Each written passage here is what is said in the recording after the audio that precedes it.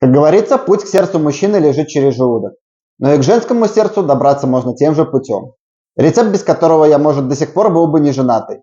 Меня зовут Сергей, это канал Поваренная книга, и сегодня я показываю, как приготовить открытый французский пирог киш Лорен. Существует бесконечное множество его вариаций, но мой фаворит на песочном тесте.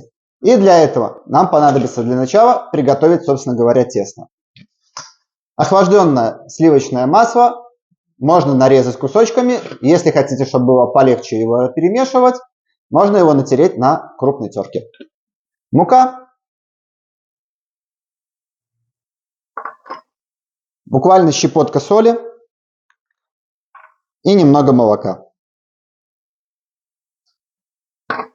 А точный вес всех продуктов смотрите в описании. Сразу получается множество комочков. Когда у вас получилось, все вмешалось, свободной муки почти не осталось. Теперь вымешиваем до однородного комка. Как только сформировался равномерный комок, берем форму и равномерно его втаптываем по всей форме.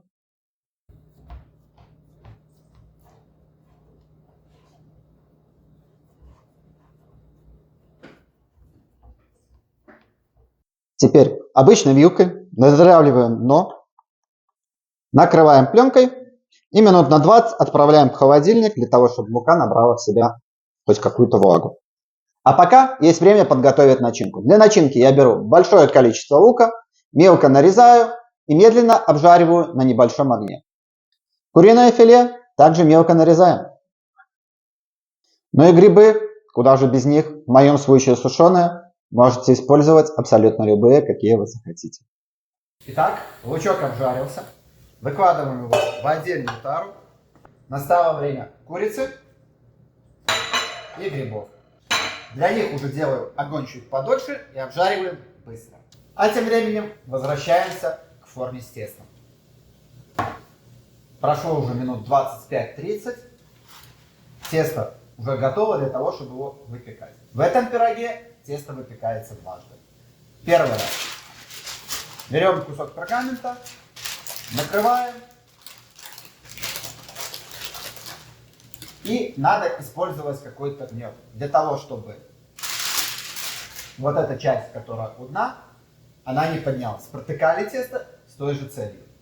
Можно использовать крупу, любую. У профессиональных поваров вообще используются камушки. У меня для этих целей прописана какая-то неправильная гречка.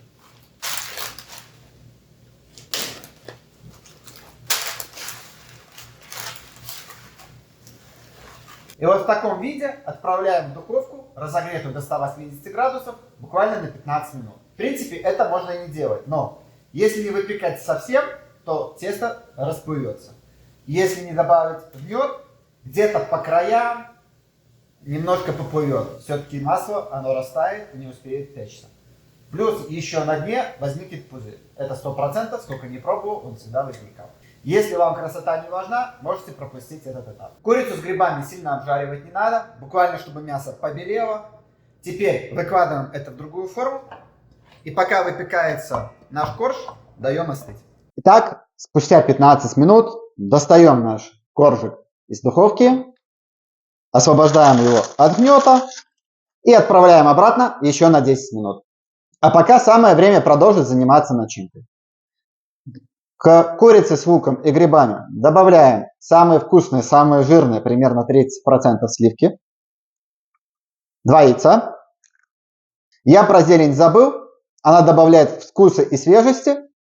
Я, конечно, рекомендую, но, как понимаете, вовсе не обязательно.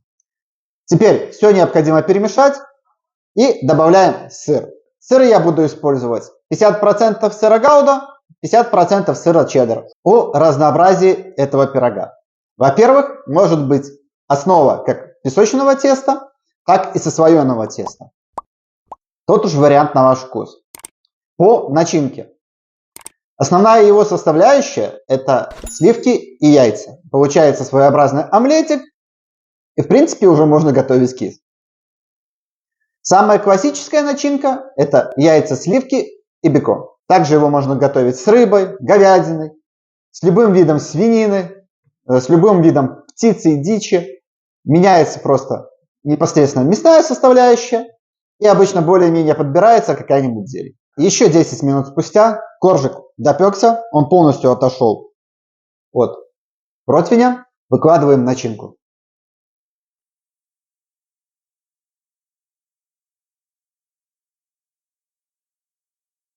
Отправляем его обратно в духовку при той же температуре на 25-30 минут. После того, как я вынул пирог из духовки, прошло примерно 20 минут.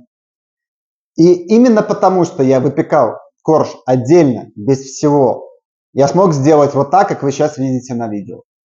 Остыть этому пирогу необходимо обязательно, иначе просто все поплывет, все рассыпется, ничего красивого не получится.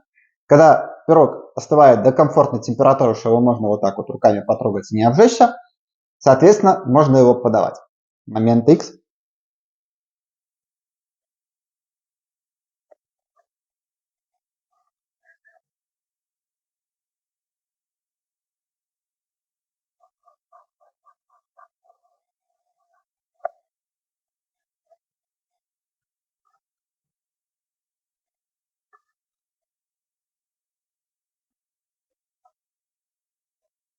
Тонкое песочное тесто, нежная сочная начинка – это просто любовь с первого укуса.